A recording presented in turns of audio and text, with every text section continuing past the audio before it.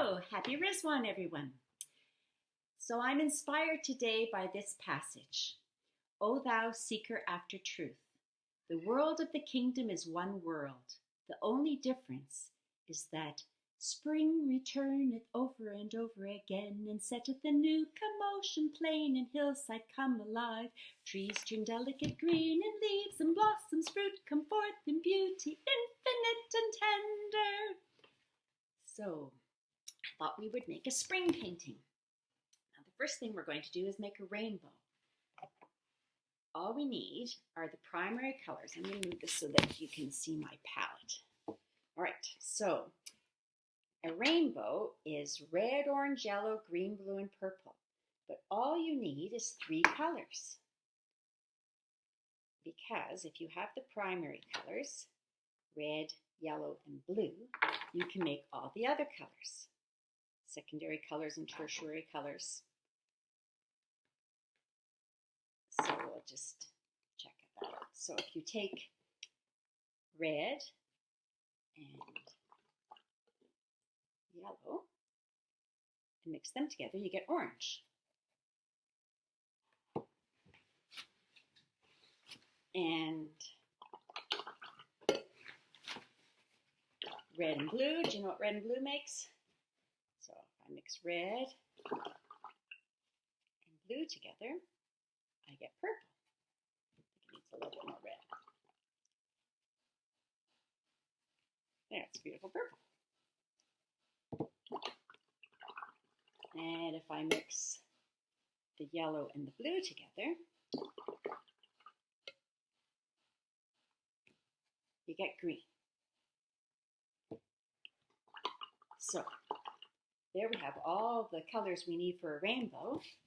Red, orange, yellow, green, blue, and purple, made from 3 colors, the primary colors.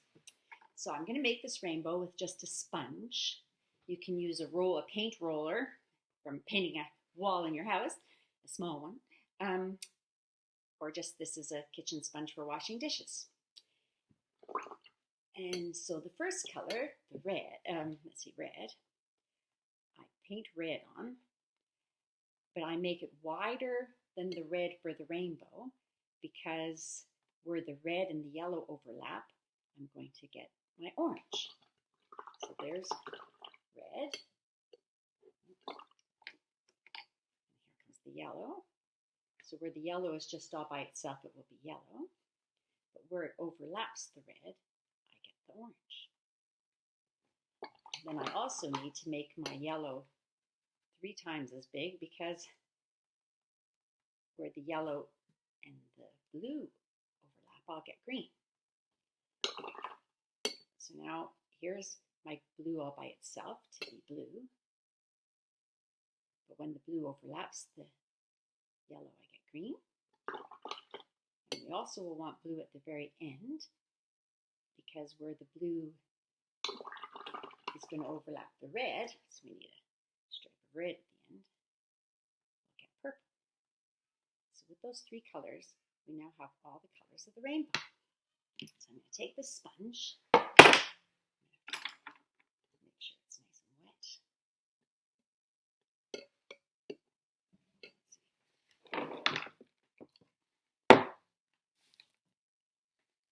All right, and having the red on the top, I'm going to make a nice arching rainbow. Oh, I didn't press hard enough on the purple, so I'm going to go back and do it again. All right, can you see that?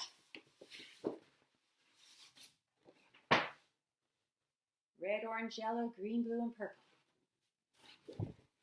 So I just wanted to show you the same thing, except with the house painting small size roller.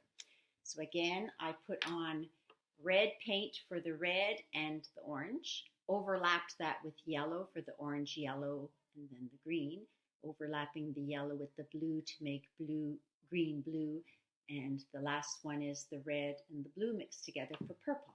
So I have my rainbow colors. And again, the red is on the top. I'll just lower this so you can see the paper. So I'm imagining a nice arch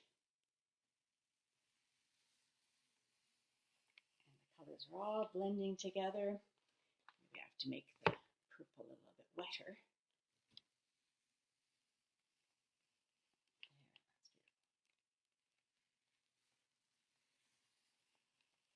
All right, so there's my rainbow. Red, orange, yellow, green, blue, and purple. So once your sponge is loaded up with those colors, you can actually make more than one rainbow. So I have, I made this rainbow and the one that's behind me and the one that's in front of me. So take a bunch of pieces of paper until your sponge isn't has used up the paint. You can even re-wet the sponge if it starts to get streaky, and you probably can make a bunch more rainbows. So it's a good idea to make a whole bunch of rainbows and let them dry so that you have papers ready for lots of paintings. All right, so I thought we would make flowers and lands, sky. So thinking about the top part of the painting, where the sky is, it's a good idea to, here, I'll lower this so you can see the paint. Okay, so I'm just putting water down on my sky so that I'll be able to make some clouds. So just making the paper a little bit wet. And then in watercolor, if you have a lot of water on your brush, you get light colors, and a little bit of water on your brush and you get dark colors. So I thought I'd paint a blue sky. I've made 3 puddles of water, and I was painting blue around the puddles so that I get nice soft edges of clouds where the water intersects with the blue. Because really you get rainbows in the sky when it's been raining, and then the sun comes out and you've got sun and rain at the same time. So if I put water into the blue, then it looks like clouds, and I can also take a little Kleenex and dab it a little bit to make cloud shapes. Keeping it nice and soft. So I need the top part, wet it first, and come in with some blue.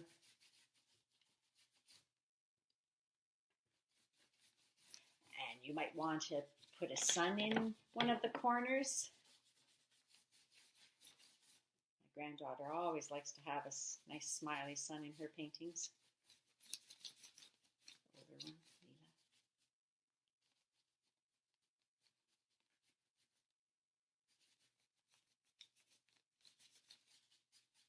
So I was just painting blue, but I can come in with a little Kleenex and give it some little dabs to make little cloud shapes appear. There's a nice cloud.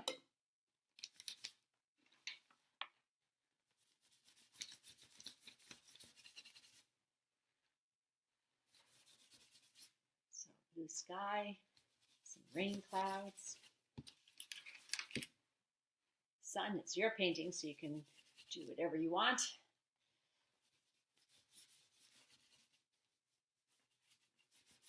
Try not to overlap the blue and the red, or you know what you'll get purple. You want that top edge to be blue. Okay, another little, I'll wet my tissue and dab. I'll get a nice cloud shape.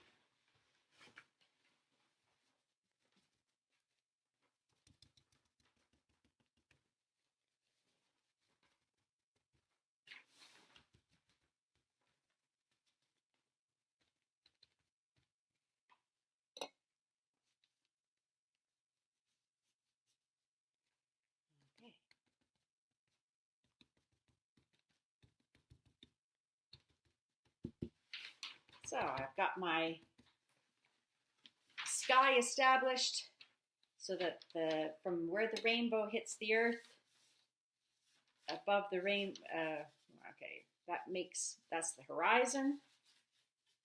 And above that is all sky, and below that will be our ground. So for the ground, you know, our blue and yellow together makes green. So I can make paint green. And I think I will add water so that as I get closer to the bottom of my page, the green will be lighter and lighter. And that way I can make some flowers without having to worry what color they'll turn into when they overlap the green. Okay, so I'm just adding some water to fade out the green. All right, so now we'll talk about flowers. I want to show you about a little trick about loading up a brush. So if you take a brush and put red on one side of the brush and yellow on the other side of the brush, then when you make a stroke, it will blend. So I've made a circle here, and I made a little flower shape that has the red and the yellow blending together. Or I could make individual petals by twisting the brush, and then I will get petals that have red, yellow, and orange. So red on one side, yellow on the other.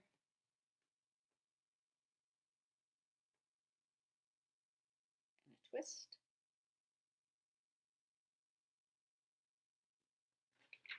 And I have pretty flowers. If you did the same thing except put blue on one side and red on the other, and twist. Oops. I need a little bit more. Blue on one side, red on the other. And my twist with my wrist, and I will get purple petals.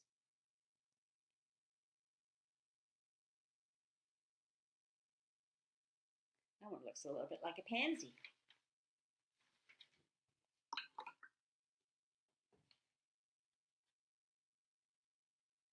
Mix red and yellow together, and I have orange. I might think tulip shape.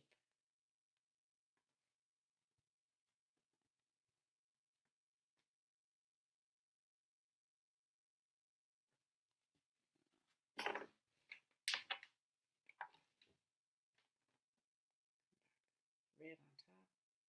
Okay, so I have different flowers. Overlapping is a good idea too, to give you perspective. Okay, I'm just going to come with another color on that flower. All right. Now, to show you something about leaves, if you take a brush that comes to a point, so a brush where the hairs come out in a circle, and if I load that up with green paint, so that's my blue and yellow mixed together. So I have a brush that comes to a point with green paint on it, and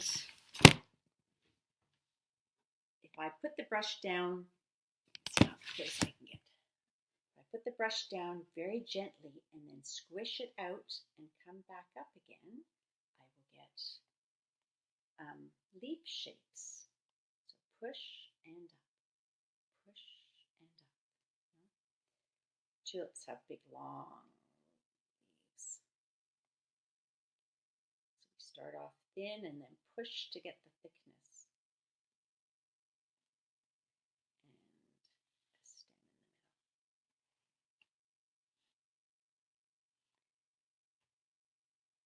the middle. A little bit of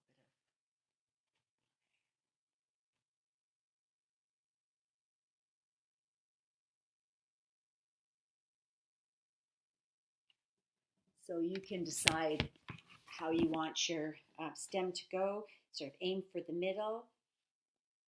Start thin, push a little bit, and it thickens as it goes down. Start at your tip with hardly any pressure, then press down and come back up, and you get a leaf shape in one stroke. All right, so I'll just show you what we've got here. A rainbow and flowers. Okay. Happy painting. And how about sending me some emails of the beautiful work that you create? Bye.